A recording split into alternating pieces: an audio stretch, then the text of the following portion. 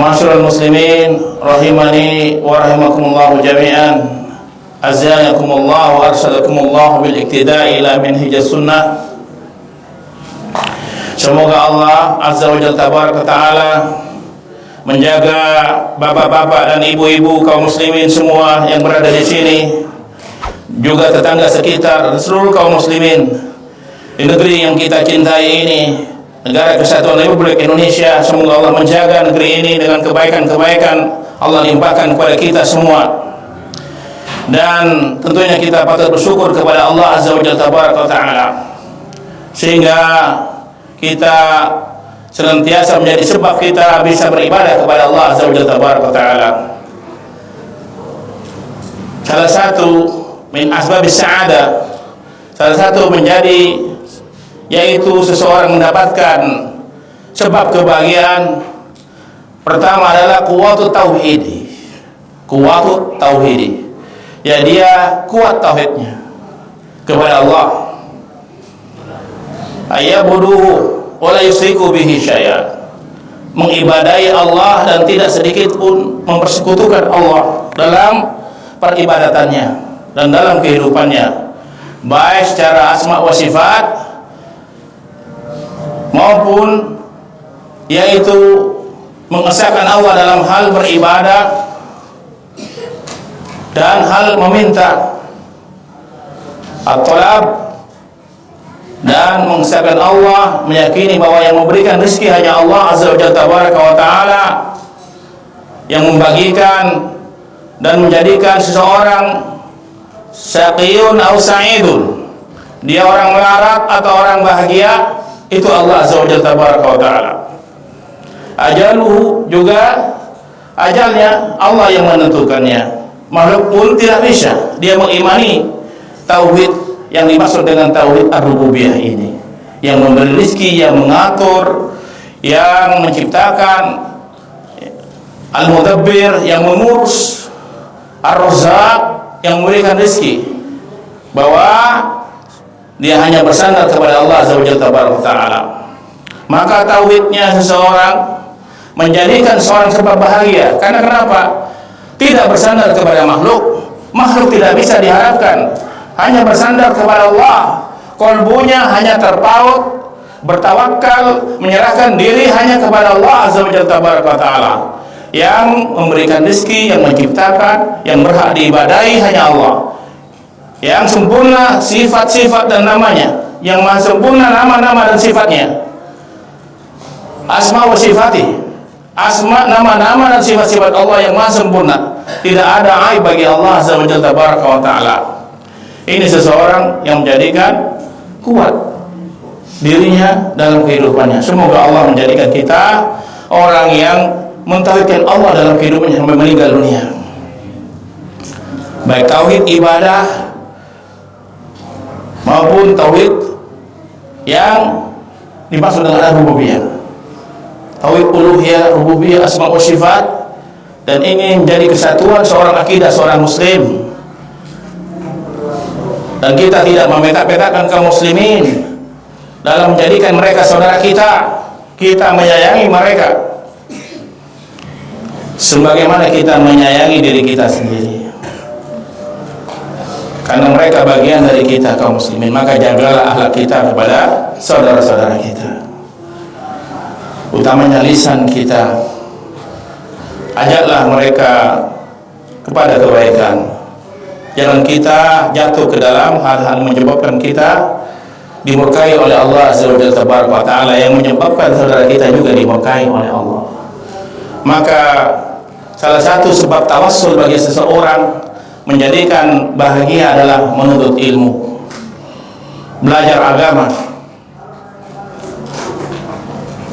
Ya ayyuhalladzina amanu taqullaha wabtaghu ilaihi wasilah. Wahai orang-orang yang beriman, carilah wasilah-wasilah. Tawassul di sini adalah, yang dimaksud oleh para ulama adalah al-amal soleh. Beramal soleh itu tawassul. Salah satunya menuntut ilmu. Dan tawassul dengan nama Allah ketika berdoa, menyebut, merengi-rengi kepada Allah, menangis-nangis kepada Allah, merendahkan diri, tadarru wal khudu. Tadarru dengan merendahkan dirinya, Tadallul dengan menghinakan dirinya kepada Allah, menghinakan dirinya kepada Allah, menghilangkan seluruh pangkat, jabatan, harta, semua kedudukan kita di muka manusia, hanya kita tidak ada apa-apanya kepada Allah, bahwa Allah yang berhak diibadahi, kita tidak ada apa-apanya, makhluk yang tidak punya kekuatan sama sekali, dhaif. Hanya Allah al-Qawiyyu, hanya Allah al-Muqit. Dan kita akan belajar sekarang nama Allah Al-Hafidh. Al-Hafidh nama Allah, ya, Al-Hafidh, dan juga Al-Hafidh. Al-Hafidh nama Allah pemelihara, maha memelihara. Sedangkan Al-Hafidh maha menjaga. Ya Hafidh, boleh dipanggil nama Allah seperti itu, atau Ya Hafidh pakai ya, ya, isim fa'ilnya hanya Hafidh, ya, yang maha pemelihara. Abdul Hafidh, hambanya Allah yang Al-Hafidh. Al-Hafidh nama Allah. Qala Allah Ta'ala,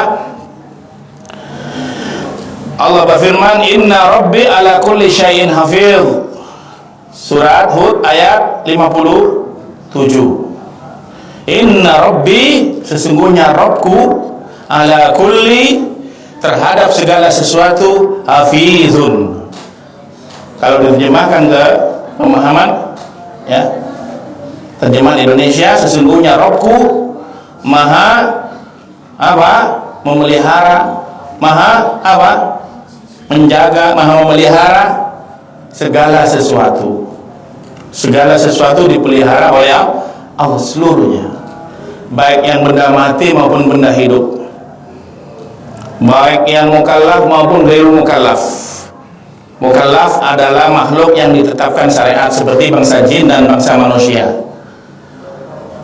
Malaikat tidak dibebani syariat, hanya tunduk patuh, tidak pernah berbuat maksiat. Malaikat itu tidak menikah, ya, tidak disebutkan dalam Al-Quran seperti itu. Kalau jin menikah, kawin. Bagaimana pernikahannya? Tidak tahu, karena nggak dapat undangan dari bangsa jin. Biar dimengerti, memang nggak ada, ya, biar jelas. Selanjutnya, ayyuhal ikhwah barakallahu fikum, walladzina ittakhadhu min duni. Allah berfirman juga dalam surat Asy-Syura tentang nama Allah Al-Hafidh, diterangkan oleh Syekh Abdul Razak hafizahullah taala, walladzina ittakhadhu, dan orang-orang yang menjadikan mereka itu min duni, yaitu selain Allah, auliya, sebagai penolong-penolong, ya, ya. Maka Allah itu auliya Allah, hafidun alaihim wa ma anta alaihim biwakil. Dan Allah adalah maha penjaga, ya, maha memelihara, menjaga mereka. Wa ma anta alaihim biwakil, dan engkau Muhammad tidak dimintai pertanggungjawaban untuk mengawasi mereka. Jadi Rasulullah SAW tidak ditugasi untuk mengawasi kaum muslimin, hanya menyampaikan dakwah tersebut, hanya menyampaikan dakwah. Juga seorang ustadz, siapapun tokoh ilmunya, gak boleh ngawasi orang, biarkan. Yang penting menyampaikan itu yang hak itu hak, yang batil itu batil, dengan cara dakwah yang diajarkan Nabi SAW. Kalau tidak mau nurut, jangan dipaksa. Tetap sesuai dengan koridor atau midar. Al-midaru fi tabligh, ya, ukuran atau batasan dalam menyampaikannya. Jangan sampai menjadikan hal-hal yang membuat orang tersebut menghindar dan menjauh dari dakwah sunnah ini, dakwah salafus saleh yang indah ini. Hanya qala Allah, qala Rasulullah SAW fi fahmi sahabah, dalam pemahaman para sahabat, para tabi'in, terus para ulama aimatul arba, imam yang 4, terus mana yang sahih, yang rajih diambil, yang sahih ditahqiq lagi diambil yang sahih, dan tidak menjadikan menghina orang-orang yang mengamalkan hadis yang punya hujah sendiri. Selama memang pandangannya hadisnya ada di pandangan ulama-ulama yang lain menurut mereka. Barakallahu fikum. Selanjutnya, fallahu khairun hafidho, fallahu, dan adapun Allah sebaik-baik hafidho, sebaik-baik penjaga. ya, menjaga apa? Seorang ifadillah ya ifadka. Nasihat Rasulullah SAW kepada siapa? Ibnu Abbas. Kalau ingin kita dijaga Allah, apa nasihatnya Rasulullah SAW kepada Ibnu Abbas yang masih kecil? Ifadillah yafadka. Jagalah Allah, Allah akan menjaga kamu. Bagaimana maksudnya di sini? Menjaga, yaitu hafidh ya bisyariati, menjaga syariatnya, menjaga apa yang Allah perintahkan, apa yang Allah larang dia jaga, apa yang diperintahkan Rasulnya dia kerjakan. Wa ma taqumur rasul fakhuduhu wa ma nahakum anhu fantahu. Apa yang diperintah Rasulmu kamu kerjakan, apa yang dilarang Rasulmu kamu jauhi. Ini maksudnya Allah akan membantu kita ketika kita mau dijaga Allah. Jaga syariatnya, jaga sholat-sholatnya yang diperintah oleh Allah. Bagaimana Allah akan menjaga kita? Kita nggak pernah menjaga perintahnya, ya, dientengi perintah Allah. Ya, barakallahu fikum. Wa huwa arhamur rahimin. Dialah Allah arhamu, sebaik-baik ya Pak yang maha pengasih. Ar-Rahim dari orang Ar-Rahimin, dari orang-orang makhluk yang penyayang. Allah yang paling penyayang dari yang menyayangi makhluk-makhluknya. Allah maha penyayang, sebaik-baik penyayang hanya Allah.